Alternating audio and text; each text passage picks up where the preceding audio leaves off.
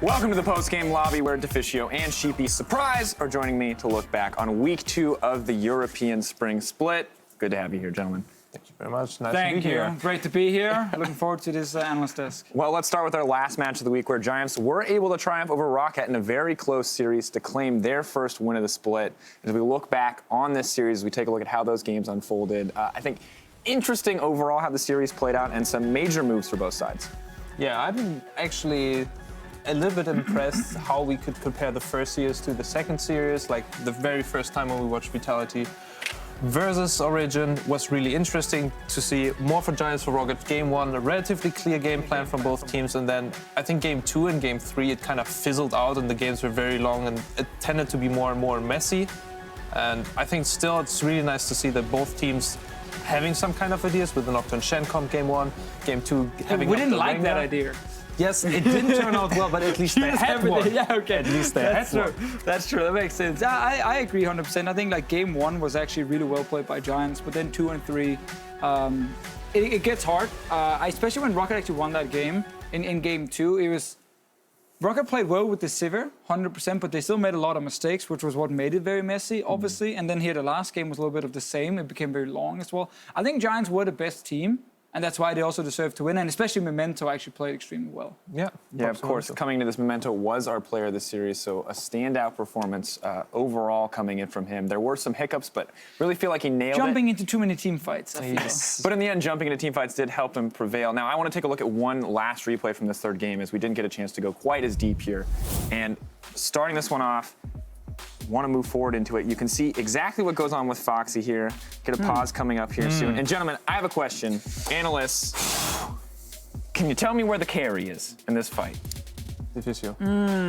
Well, Foxy maybe really believes the Reddit hype of 80 carries being useless in 2017. So I think he probably hasn't He identified the carry. misjudges it for support. That must be it. All right, Yeah. all right. I can see the confusion there with utility, but let's roll the clip. What should happen And here? you guys, What should tell me happen? what happens here. Wait, On the he's left. leaving him. Where's he going? On the left! He's on left, man! On the He's over there! Oh, he jumped the wall instead, and now he's gonna die. All right. But I guess the carry wasn't really needed. I think he was looking for the real carry and looked for Rice there. But that was very surprising that he couldn't find the other carry. It's definitely the first time I've ever seen that. Because at first I was like, oh, it's probably just the support. That's why he doesn't want to, waste time on the support. But then I started seeing the auto attacks flying. I was like, interesting. That's a And weird zooming support. in. All right. Well, it's not all about this series. Going back a couple of days, Sheepy. He, by the way, didn't lose the fight. They lost it anyway. They would have lost it anyway. We had to point that out because we thought it was a pretty big error and one that was interesting as well. But now looking back on our series, we had Unicorns of Love versus H2K. Big series to kind of be a preview in the middle of the week here, the Winners Series. And Sheepy, how do you feel about your performance in the series overall? I think that overall how we played the series, like big props first up to the team. I think everybody. No, it's your performance sheet. No. I'm very happy how they prepared for this and that the way that we prepared for it also worked out in the end. So, for example, here having the Ivan Chen combo, and whenever they try to burst somebody down, it actually works out in our favor, and we can go for the squishy backline. So, really happy about generally how it worked out. Yeah, and again, we see some of these very fun combinations you guys built in the draft phase that I find very interesting, and very few teams actually know how to play against it. This game 2 here, where H2K kind of bounced back, the Kha'Zix went off, and it was also due to, obviously, the Zac not being able to really pressure in the early game. There was a and tower dive in the top lane. a tower dive in the top lane that people might have seen on Reddit as well, where Chachi dies to the turret. And there were some things that went wrong early that obviously backfired for you He guys. actually said in the game after that play that it's okay, Oriana got executed, it's not so big deal. It's not a big deal. Last game, though, I actually really loved the team fights in this. Yes. Because I loved watching how well individual members on Unicorns were playing these fights, really knowing how to push it to the limit. And then you watch some of the problems from H2K in terms of like target selection and moving in and out of these fights, because there's always a lot of like AD carry steps forward to hit, then you got to peel for him a little bit. If he steps back, then you can do other stuff. And that's, overall, just the series, H2K, I think, also performed well. Was really obnoxious to play the last game, but I'm very happy that they stepped out of their base in the end, so we could actually take an open team fight, because sieging was really difficult for us, and I mean, that's, for example, something we'll look into more. Well, at the end of the day, Unicorns Love, of course, confident at the top of Group B. But looking over to Group A, we saw another winners matchup coming in between Misfits and G2. Or rather, Giants and Fnatic. I get distracted here. Almost the same team. Almost the same. I got excited. So Giants and Fnatic, this is an interesting series, of course, overall. Giants taking the first win here. And I think this was the first big glimmer of hope from Giants. Yeah, I think this is where kind of we started looking more at Memento because he was able to be at the right time, at the right point. And I think just what showed Giant in the first game, we would have liked to see more in game 2 and 3, but they really couldn't translate the mid lane and jungle pressure like in game 1, game 2 and 3. And I think we also saw in this game that after game 1, Fnatic, especially in the solo lanes, started getting a bigger advantage. Good picks for them, but also just individual play. Source actually outclassed Flaxis up in the top lane in this series, and Caps consistently won the mid lane against Knight. And that obviously helped Fnatic get early advantages that we especially saw come through here in the last game, where Caps, as you can see on your screen right now, like 6-0 rise, he was just going off left and right, got early turrets down, and was actually able to really snowball the game for Fnatic. Together with Source. Yeah, praise to both solo laners. Yeah, really praise to that, because also top lane was Maokai versus Illaoi, and Illaoi was not able to get off, was actually 0-3 in this game. And Source 26.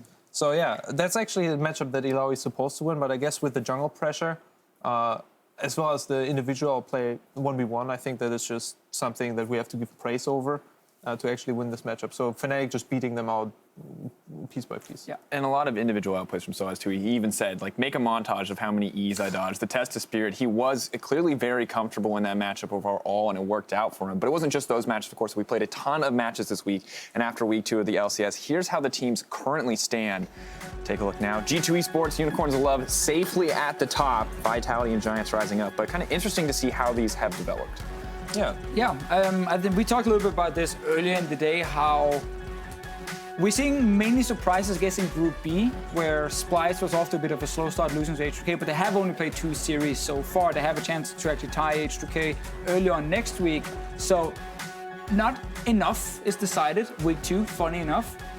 But I'm actually happy to see Group A kind of shaking out the way we expected. With G2 still doing well, Misfits, Fnatic being the 2 contenders, and then obviously Giants and Rocket now fighting to try and catch up. Interesting, too, that Group B has kind of just been, we weren't sure what to expect in the beginning, and that has also held true for so many teams. We didn't expect Unicorns Love, if I'm honest, to be at the top of the table, but working out well for them. H2K doing very well with their new roster. Splice, I think a big surprise that they were struggling there initially. Yeah, 100%. I think it was really hard to judge because there are so many roster changes as well going into the split. And especially also for us, I don't judge anyone because we had Samux pick up in Xerxes who were not LCS tested yet. Samux played top lane 2 years ago, but I mean, that's not really a case to be made there. So yeah, I totally understand, but I'm really happy that it also obviously for our own gain shaped up to be like this, but also from the work and effort that people put into, I'm actually really proud that this translated into results. No, it was good to see, but of course, looking towards week 3, we'll be kicking off on Thursday with Unicorns of Love versus Splice. Tell me about that matchup. How are you guys feeling confident? That's actually exactly the only matchup left for us to play in this group. And I've heard Trashy, I watched the series from us again, and heard Trashy that he felt relatively comfortable or confident seeing how we played and said that we didn't play that convincing. So I'm actually really looking forward to prove him wrong. And it's actually, I think Splice is one of the teams that people have more hopes for. So now that they are tied 1-1, this can maybe be like more of a decider to see if Splice is actually like a really strong team or more of the middle of the pack. Well, we're going to have to take another look at this later as we approach later in the week. I'm just going to butcher that completely as we end this up here. But later in the series, we're going to take another look at our rookies to watch, trends in the global meta, and the magic behind the Unicorns of Love. If you're watching us in the client, be sure to hit us up at youtube.com/LOLesports for the full-length version of the post-game lobby.